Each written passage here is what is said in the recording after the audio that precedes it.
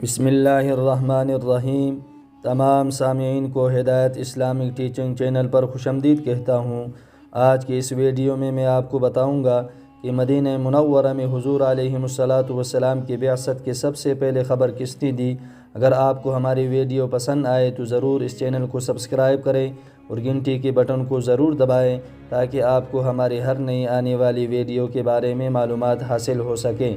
اسماعیل ابن کثیر رحمۃ اللہ علیہ لکھتے ہیں کہ حضور علیہ السلام کی بعثت کے پہلی خبر جو مدینہ منورہ میں پہنچی تھی وہ اس طرح ہے کہ مدینہ منورہ میں ایک عورت جس کا نام فاطمہ تھا، ایک جن اس کا تابع تھا، وہ ایک سفید پرندے کی صورت میں آیا اور ان کی دیوار پر بیٹھا۔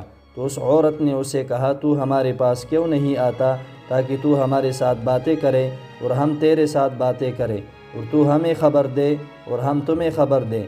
تو اس نے اس عورت سے کہا کہ مکہ میں ایک نبی مبعوث ہو چکا ہے جس نے زنا حرام قرار دے دیا ہے اور ہم سے قرار ختم کر دیا گیا ہے۔